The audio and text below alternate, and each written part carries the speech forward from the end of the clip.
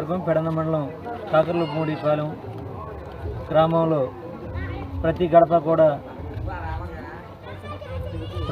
కూడా వెళ్ళి వాళ్ళ యొక్క సమస్యల్ని వాళ్ళ యొక్క కష్ట సుఖాలని తెలుసుకుని మరి ఈ గ్రామం అందరూ కూడా జగనన్న పాలనలో ఎంతో సంతోషంగా ఉన్నారు.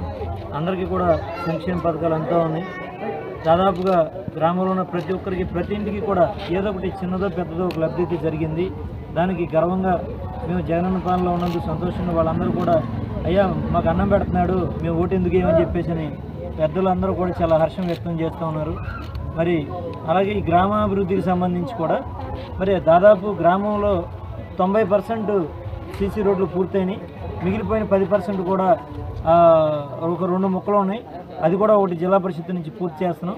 మిగిలింది కూడా ఖచ్చితంగా అది కూడా పూర్తి చేసి ఈ గ్రామంలో మట్టి రోడ్డు లేకుండా చేసే బాధ్యత జగనన్న గవర్నమెంట్లో నేను తీసుకుంటామని చెప్పి తెలియజేస్తూ, అట్లాగే వాటర్కు సంబంధించి కూడా చిత్తశుద్ధిగా ఈ గ్రామానికి ప్రతి వీధికి కూడా కుళాయి ఏర్పాటు చేయించి ఖచ్చితంగా సురక్షితమైన మంచినీరు అందించేదానికి ఆల్రెడీ కాకరమూడులో మనం పంచాయతీ పరిధిలో మైక్రో వాటర్ ఫిల్టర్ ఏర్పాటు చేయడం జరిగింది, అంటే నిధులు ఇవ్వడం జరిగింది. మరి అవి కూడా పూర్తయితే ఈ గ్రామం ఈ పంచాయతీ మొత్తం అంతా కూడా ఖచ్చితంగా స్వచ్ఛమైన మంచినీరు వస్తాయి. అలాగే మరి రోడ్ల విషయంగా వాటర్ విషయంగా కూడా మరి అన్ని రంగాల్లో కూడా మన ఈ గ్రామం ముందంజలో ఉన్నందుకు సంతోషం. మరి మహిళా తల్లులు కొంతమంది మమ్మల్ని అడిగారు, మరి వాళ్ళకి పిల్లలు చదువుకోవడానికి కానీ శుభకార్యాలకు కానీ చేసుకోవడానికి ఒక కమ్యూనిటీ హాల్ కావాలని చెప్పేసి అడిగారు.